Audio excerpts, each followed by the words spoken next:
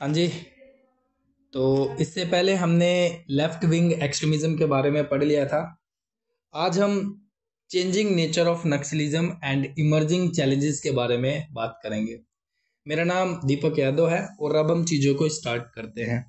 Changing nature of Naxalism and emerging challenges मतलब नक्सलवाद का बदलता हुआ स्वरूप और उससे उभरती चुनौतियां। नक्सलवाद भारत में एक महत्वपूर्ण इंटरनल सिक्योरिटी के लिए चुनौती रहा है।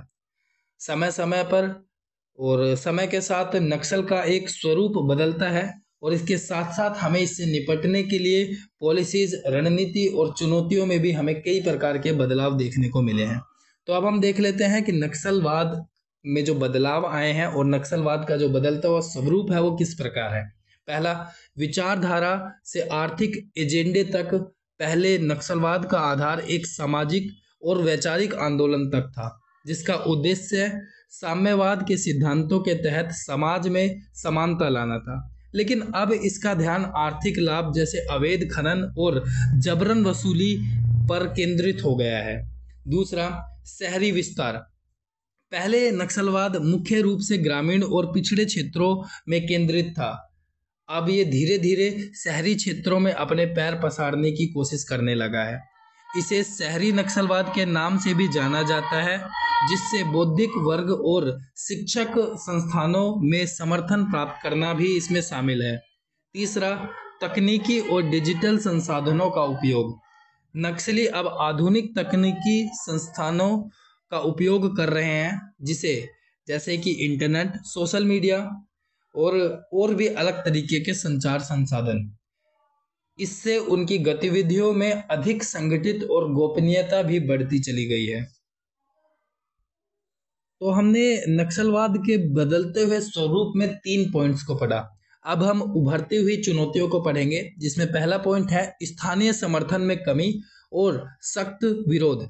नक्सली अब स्थानीय लोगों का वह समर्थन प्राप्त नहीं कर पा रहे हैं जो पहले इनको था, लेकिन इससे वे अधिक आक्रामक और हिंसक हो गए हैं। दूसरा, सुरक्षा बलों के लिए राजनीतिक चुनौतियां। सुरक्षा बलों को नक्सल प्रभावित इलाकों में लगातार बढ़ती राजनीति और हथकंडों का सामना करना पड़ रहा है। तीसरा, विकास बनाम सुरक्षा का संतुलन। सरकार को विकास कार्यों और सुरक्षा अभियानों के बीच संतुलन बनाए रखने में एक बहुत बड़ी चुनौतियों का सामना करना पड़ रहा है। चौथा, वैश्विक संपर्क और हथियारों की उपलब्धता। नक्सलियों के पास अब अंतरराष्ट्रीय स्तर पर संपर्क और आधुनिक हथियारों की भी पहुंच बढ़ती चली जा रही है। So it's all about the introduction of changing nature of Naxalism and their emerging challenges. So finally अब हम बात करते हैं इसको करंट सिचुएशन से किस प्रकार से जोड़ा जाया जा सकता है। सेंट्रल एंड स्टेट गवर्नमेंट ने इंटेलिजेंस रिपोर्ट के बेसिस पर Naxalism in India is also through a lot of changes due to the changes social economic condition and the technical transformation. In the last decade the security forces suppresses the Naxalism strongly. Like Bastar जैसे areas में Naxalite suffer losses from the security agency. Therefore, Naxal started to focus more and more on the core areas and started to search for a newer areas जो नक्सलिज्म के लिए suitable होते हैं। Naxal consolidated potential zone are in 2 transactions like MMC zone, जिसमें महाराष्ट्र, मध्य प्रदेश और छत्तीसगढ़ आता है, और दूसरा केकेटी जोन, जिसमें केरला, कर्नाटका और तमिलनाडु आता है। तो ये ट्रांजैक्शन जोन जो है ये नक्सल्स को एक स्ट्रॉन्ग बेस देता है। जैसे हमने बात करी एमएमसी और केकेटी, मध्य प्रदेश, महाराष्ट्र और छत्तीसगढ़, केकेटी केरला, कर्नाटका और तमिलनाडु। इन ट्रांजैक्शंस पे इन्हें सिक्योरिटी मिलती है क्योंकि यहाँ पर एडमिनिस्ट्रेशन कंट्रोल कमजोर होता हुआ दिखाई देता है। इसमें इस डुअल स्ट्रेटजी का लॉजिक है कि सिक्योरिटी फोर्सेस का ध्यान कोर एरिया से खींचकर नए एरिया की तरफ शिफ्ट करना और मौके का फायदा उठाकर कोर एरियाज लाइक बस्तर और गढ़चिरौली के नुकसान की भरपाई करना इस स्कॉलर का एक डाइवर्सनली टैक्टिक माने जाते हैं। और अगर हम बात करें ट्रांजैक्शन इंटर स्टेट में, जो पुलिस का जो कोऑर्डिनेशन होता है वो बहुत कम देखा जाता है, इसलिए ये ट्रांजैक्शन जिसमें एमएमसी और केकेटी जोन में अच्छे से फ्लरिश हो पाते हैं। इसके साथ साथ Naxal are trying to increase their reach in urban centres and also trying to tap the working class movements. इसके साथ साथ अगर गवर्नमेंट से अर्बन नक्सलिज्म जैसे शब्दों को आरटीआई के थ्रू पूछा जाता है तो गवर्नमेंट इस चीज का रिप्लाई देती है कि गवर्नमेंट की डिक्शनरी में अर्बन नक्सलिज्म जैसे शब्दों का प्रयोग नहीं किया जाता। वो इसको एक अर्बन इंटेलेक्चुअल्स और सिविल सोसाइटी मेंबर की तरह कंसीडर करने की कोशिश करते हैं। इसके साथ साथ 2018 में नक्सल सिंपैथाइजर वेकअप होते हुए दिखाई दिए भीमा कोरेगांव वायलेंस से। हर आइडियोलॉजी ड्राइवन वायलेंट मूवमेंट अपनी आइडियोलॉजी को स्प्रेड और उसके लिए सपोर्ट गेन करने के लिए फ्रंट ऑर्गेनाइजेशन का यूज करती है, जैसे नक्सल अफेक्टेड एरियाज और अर्बन सेंटर्स को। Such front organisation facilitate the requirement and also aided fund from the CPI Maoist. अगर हम सिंपैथाइजर की बात करें, एंटी डेवलपमेंट एजेंडा को लेकर प्रोटेस्ट और प्रोपेगेंडा भी ये लोग फैलाते हैं। Naxal also started to use the new and emerging technology which is latest and the most dangerous trends in economical times 2013 की ये रिपोर्ट है, जिसमें इन्होंने security forces in Chhattisgarh recover various high technical arms ammunition gadgets from the Naxals. Now Maoists use mobile welfareism technique. They have GPS enabled direction finders, China made binoculars और Claymore landmines और sophisticated VHF and scammers with scrambled facilities। इसके साथ साथ 2019 की the mint की report में इन्होंने explain किया है, द रिपोर्ट इज जो शो करती है the Maoism will using drone in Sukma in 2019। मतलब जो सुकमा का जो केस हुआ था, माओइस्ट जो है वो ड्रोन टेक्नोलॉजी का यूज कर रहे हैं। द नंबर ऑफ वुमेन कार्डे in Naxal groups is also rising. The traditionally Naxal lead by the male and sustain also, but left wing extremism में 40% कार्डे में वुमेन का इंक्लूड भी होना दिखाई देता है। वुमेन लेड ग्रुप्स लाइक बाल दस्ता, because the development related issue का डिस्प्लेसमेंट का शिकार सबसे ज्यादा वुमेन्स ही होती है, और राइजिंग सेक्सुअल हरासमेंट को लेकर वुमेन्स सबसे ज्यादा इससे सफर करती हैं। तो अब हम पढ़ते हैं गवर्नमेंट ने किस प्रकार के मेजर्स लिए हैं लेफ्ट विंग एक्सट्रीमिज्म को काउंटर करने के लिए। The government measures to counter the left wing extremism. The first point is security related step. The second point is step taken to solve the developmental issue of the left wing extremism. National policies and action plan in 2050 consisted of a multi-pronged approach comprising security measures, development initiatives, and ensuring the rights and entitled of local community. Here the first step is security related step. India security agencies for the Naxalism. Union level पे भी कुछ agency बनाई गई है और state level पे भी कुछ एजेंसीज को बनाई गई है। पहले हम यूनियन लेवल्स की एजेंसीज के बारे में बात करेंगे। The first one is CRPF, जो कि एक पार्लियामेंट्री फोर्स है। CRPF had appointed from the IPS, another recruitment through the UPSC, central arm police force examinations. And state level पे जो इंडियन सिक्योरिटी एजेंसीज बनाई गई है नक्सलिज्म को टैकल करने के लिए, स्टेट लेवल पर internal law and order problems, therefore जो स्टेट पुलिस है उसके लिए भी एक स्पेशल पार्लियामेंट्री यूनिट बनाने की बात की गई है। इसके साथ साथ certain states and CRPF are also formed for the special forces to deals with the Naxalism, like CRPF cobra battalion. Cobra means commando battalion for result actions, that is Cobra. Cobra की full form Cobra battalion for result action। दूसरी force का नाम Greyhounds है, जिसको हम कहते हैं that is the special force for the Andhra Pradesh. The black panther command force in Chhattisgarh is also such kinds of examples. भारतीय battalion force in Chhattisgarh for anti Naxalism operation. इसके साथ साथ सेंट्रल स्टेट लेवल और इंटर स्टेट लेवल के effort को coordinate करने के लिए एक यूनिफाइड कमांड को इस्टेब्लिश किया गया है, ताकि पुलिस रेस्पॉन्सेज और इंटेलिजेंस शेयरिंग को इजी और टाइम बाउंड तरीके से आगे प्रोसीड किया जा सके। इसके साथ साथ नक्सल फंडिंग को चोक करने के लिए आईबी, एनआईए, ईडीए और डीआरआई। डीआरआई का मतलब डायरेक्टरेट ऑफ रेवेन्यू इंटेलिजेंस, और पुलिस में मॉडर्नाइजेशन को इंक्रीज करने के लिए मल्टी डिसिप्लिनरी ग्रुप्स को भी फॉर्म किया गया है। सिक्योरिटी रिलेटेड एक्सपेंडिचर को इंक्रीज किया गया और पुलिस मॉडर्नाइजेशन पे भी ध्यान दिया जाता है।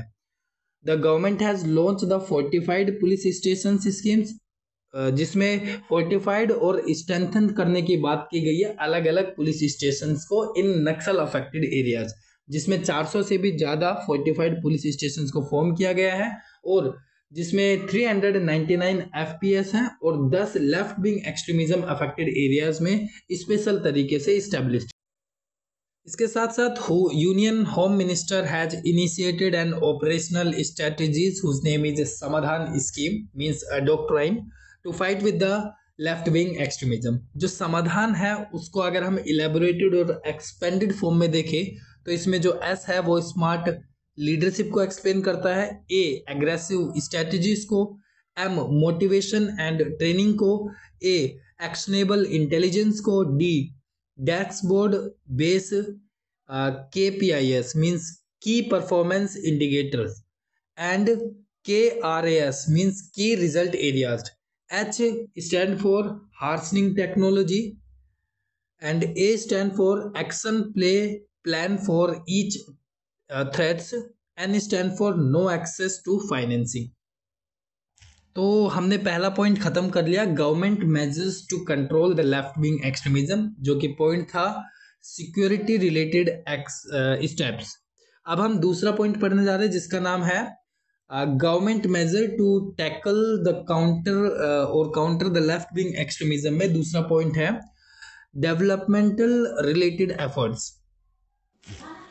Special center assistant for help left wing extremism affected state road requirement plan, mobile tower projects, skill development projects, जिसमें उन्होंने 47 ITIs और 68 स्किल डेवलपमेंट सेंटर को इस्टेब्लिश किया।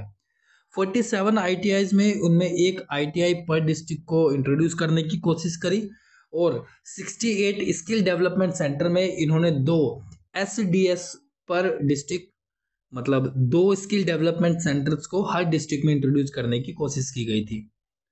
The scheme Rosni was launched for skill development in 27 left-wing extremism district. केंद्रीय विद्यालय, जवाहर विद्यालय और Eklavya model school की भी स्थापना की गई।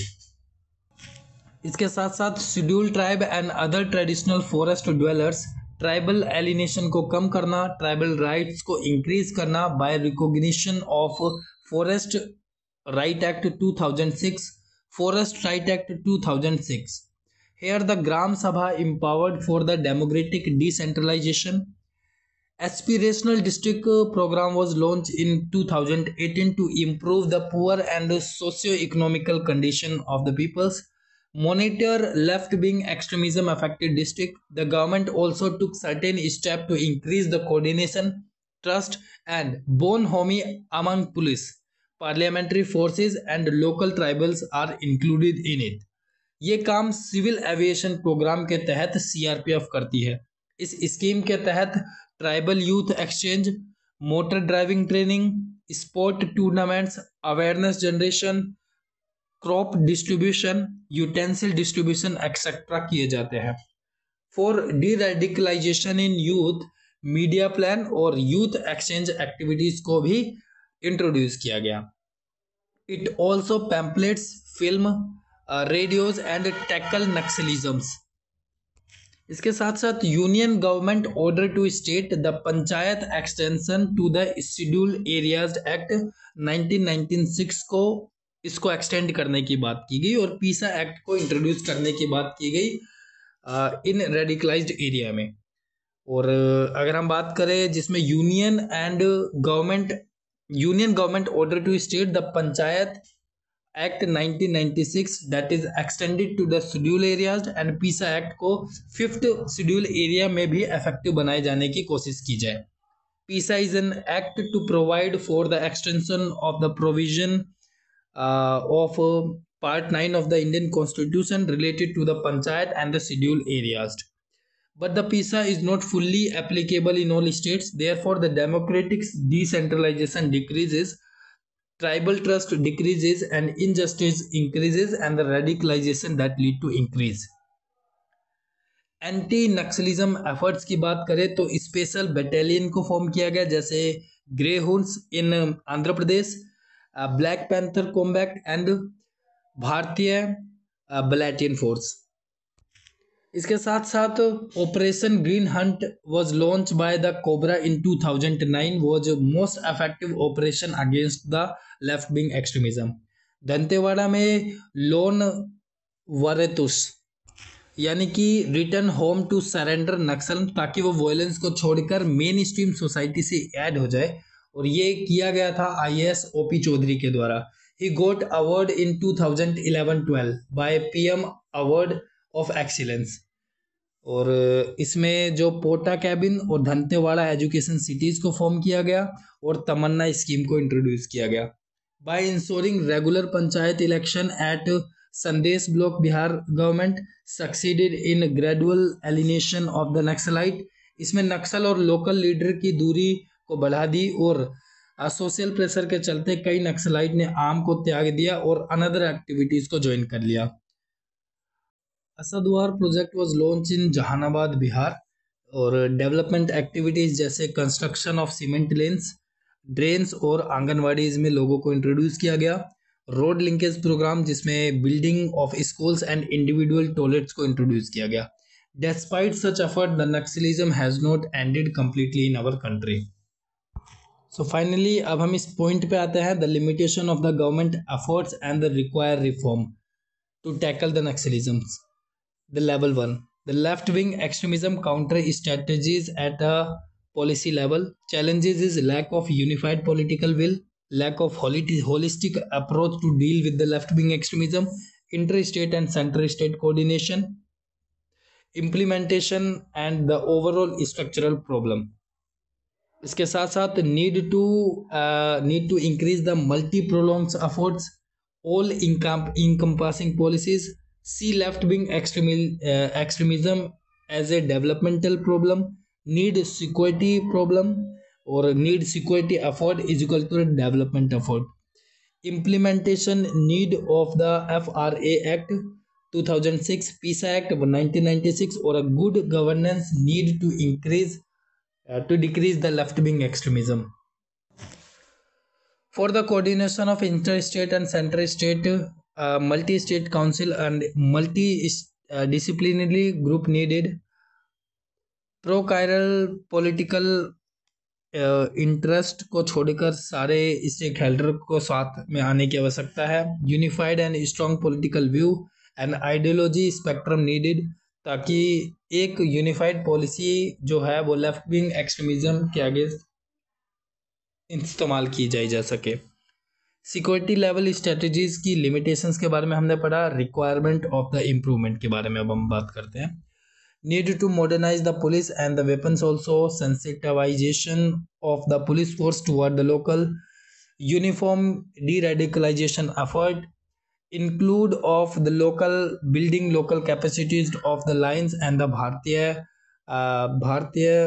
और battalion, integral of technology to tackle the challenges like use of drone of the Naxalism by the Naxalism, creation of the separate NIA vertical for the left wing extremism, creation of the dedicated peace battalion to ensure the safety of developmental project that destroyed by the left wing extremism, funding nexus and the network.